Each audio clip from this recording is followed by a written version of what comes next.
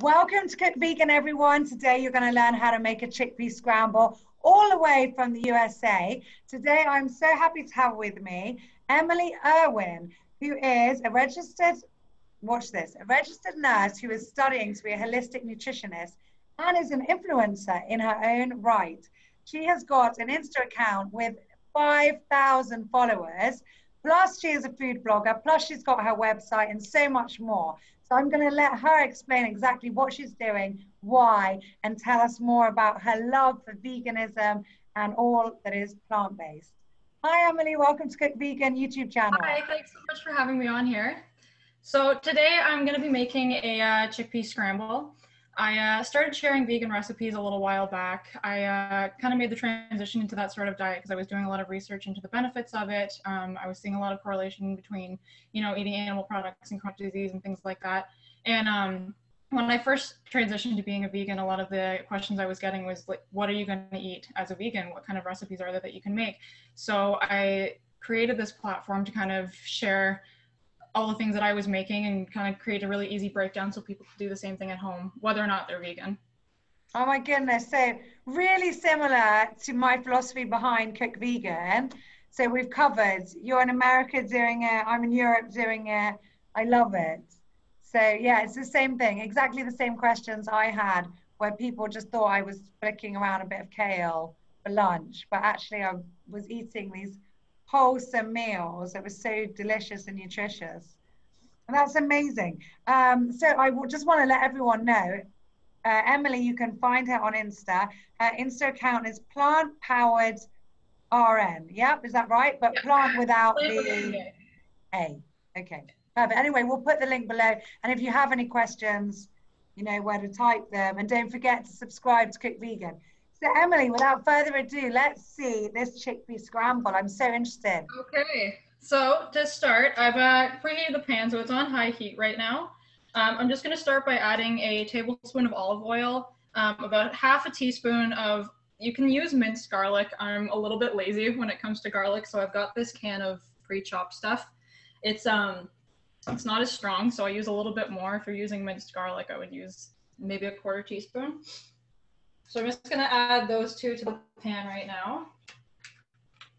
Perfect. I'm just going to put you on a bigger screen so we can all see you. Amazing. So that's your olive oil. Yep, this is the garlic. And I'm also going to be adding a little over a quarter cup of chopped red onion. Okay. So that's about 1 red onion. It's about a quarter of one. A quarter of a red onion. Okay, so yeah. Just a little amount. Okay. I love this. The other day I did. Sorry? I'm also going to add a pinch of parsley and thyme.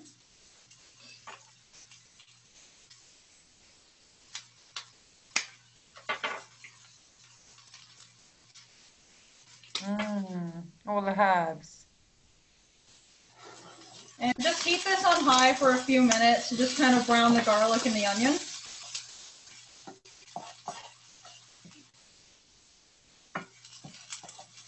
I was just saying the other day I did a tofu zucchini scramble that's on this YouTube channel, and it was so delicious. I think I finished it all without letting anyone else in on it. So I'm so excited to see this chickpea scramble. Yeah, I found I like this one a lot more. I've done the same thing with tofu, but with this one, it kind of holds its shape a little bit better. It's a bit firmer than doing it with tofu. And do you have this in the morning, or would you have this alongside another dish at lunchtime? Or I usually make this for breakfast.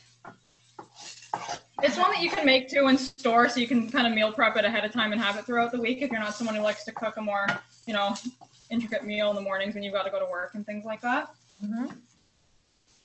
So after that's heated, I've taken a can of chickpeas and just kind of dumped them in here. I strain them out with some water. And you're just going to mash them up. You can use a fork. I have a potato masher, which I use. It's a little bit easier. Yeah. And you just kind of mash them up to, the consistency that you like. They don't have to be, like mashed potato kind of consistency. If you like some chunks in them, then that's an option as well. I kind of like to leave a few in there just for some texture. Yeah, just to make it a bit more interesting. Yeah, exactly. I love chickpeas.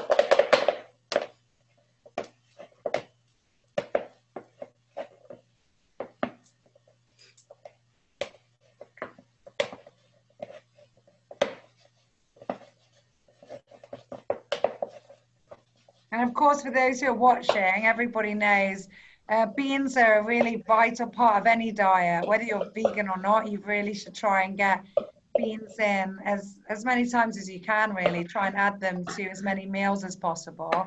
And when they are soaked and pre-soaked and strained, then it really does alleviate a lot of what people get worried about with beans, which is obviously the gassy effect of them.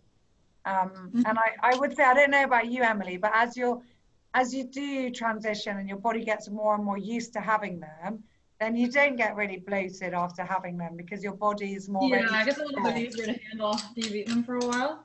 Yeah. Soaking them helps a lot. It's good too if you can buy some of the raw ones in a bag. You can let them soak overnight. Then you've got a ton of them ready to go for meals. Yeah. Okay, so this is kind of the consistency I have now. A little bit chunky, but that's kind of the way I like to have it. If you want to mash it more, that's always an option. So in here, I dumped the spices into a bowl, so I need to show you that. There's a tablespoon of turmeric, a tablespoon of nutritional yeast, and about 1/8 of a teaspoon of cayenne pepper. Depending how spicy you like it, you can add a little bit more or less. So just dump all of those in there and mix it around just to incorporate the spices into the chickpeas.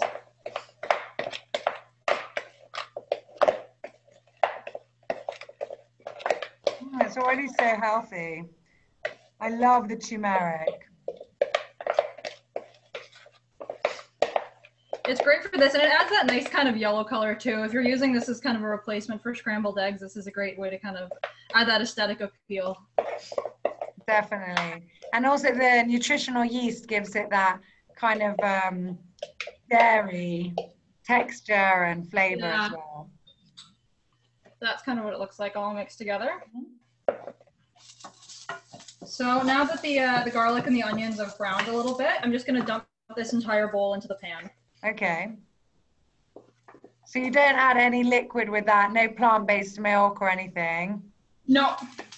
You can if you want to have it a little bit creamier. I found doing it without keeps it a little bit firmer and sticking together better. So mix that in, and I'm also going to add about 1/4 cup of chopped bell pepper. You can use any color you want. You can add a little bit more if you prefer. I just used an orange one for today. Which obviously is a great way of getting your vitamin C in with your beans, so you make sure you get all your iron.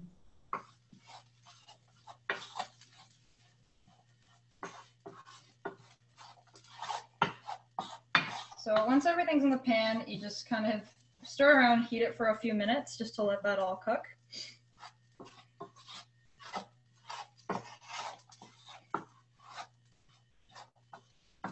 Amazing. And it must only need a couple of minutes, yeah? Yeah, the nice thing about this, it's a really quick thing you can make. So if you are in a rush in the morning, this is something that's really easy to just throw together and have. Yeah. And I imagine it's something if you make, you could have it for breakfast, and then it could also be something that you could maybe even put on top of a salad. Yeah, exactly. And you can kind of change base. I used onion and pepper this time. You can throw in any vegetables and things that you like to kind of change the flavor. Maybe add a couple different spices if that's something you prefer. You can always make something different with this sort of recipe as a base. Yeah, I love it. It's a great base. Once this is heated for a few minutes, I'm going to dump in a cup of baby spinach. And you just heat this and stir it around until it's kind of withered and shriveled up a little bit.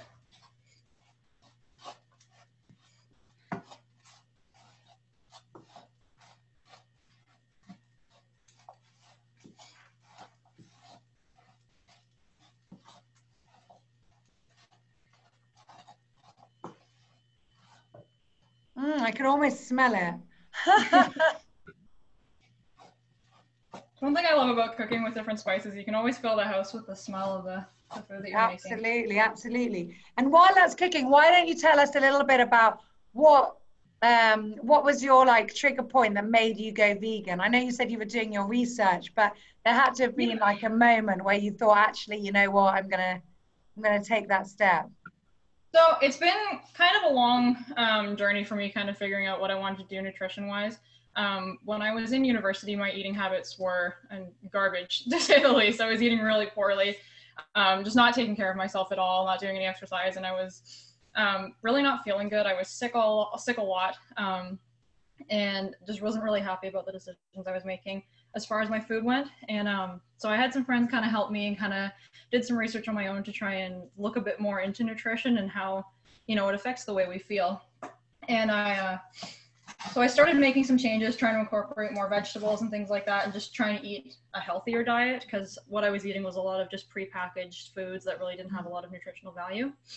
And after I made a few changes, I started to notice that I was feeling better. I was functioning better on a day-to-day basis, and I was really blown away by the difference that it can make just changing the things that you're eating.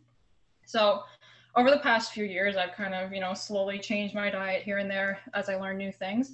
And it wasn't until this year that I really started looking into a plant-based diet. I was already eating a pretty close to a completely plant-based diet. I was making a lot of tofu-based dishes as it was.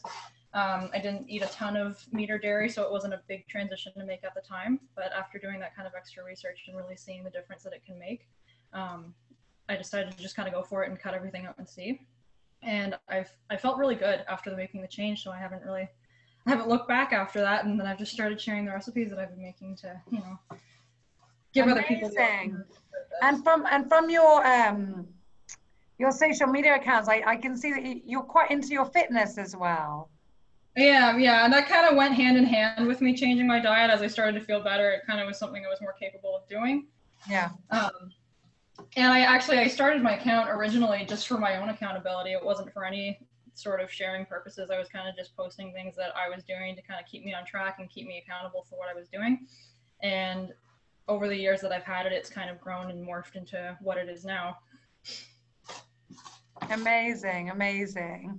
So what would be your tip to anybody watching if they did want to make the move and go plant-based, go vegan? What would be your words of wisdom to them? My biggest tip, I think, when it comes to switching to, vegan meals, or even doing like one day a week or something that's plant-based, is to not look at it as this big restrictive shift in your diet. Like, it doesn't mean you have to eat salads and nothing but like munching on carrots and stuff like that all day. I would just look at the meals that you already want to make. Pick out something that you would want to eat already. Maybe it's a burger, maybe it's like a stir fry or something like that, and just look at the components of it that aren't vegan. Like, what are the meat components that you're using? What are the dairy components that you're using? And instead of trying to switch to an entirely different recipe, just try and find a replacement for those specific ingredients. And then you can create the same meal you were making before without having to change a whole lot about your diet. And it becomes much less of a scary thing to do. It's not such a big leap to change your diet that much because you're still eating the same things. Perfect. Yeah, I couldn't agree more. And it's so much fun, everyone, to veganize things. I love it. I love someone, coming in for dinner and saying, oh, I really fancy, I don't know what. My husband saying he loves, I don't know, Victoria sponge cake from England. I'm like, right, let me veganize it. See if I can make it vegan.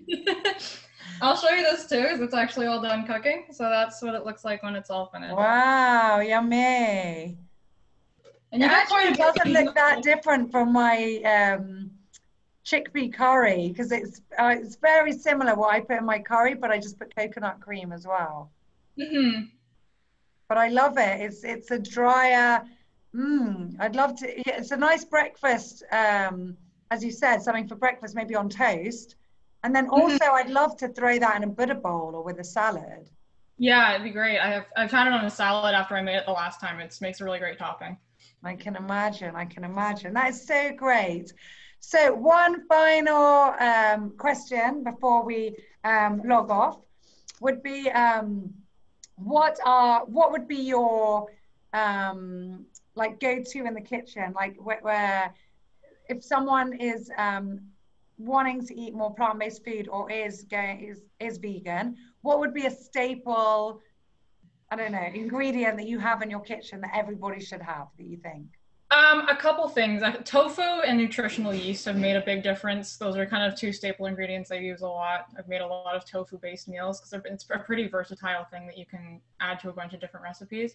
And the nutritional yeast was something I actually didn't start eating at all until I switched to a vegan diet because, like you were saying, it kind of adds that dairy flavor and adds a lot of that kind of that flavor you would get eating animal-based products without having to actually eat them.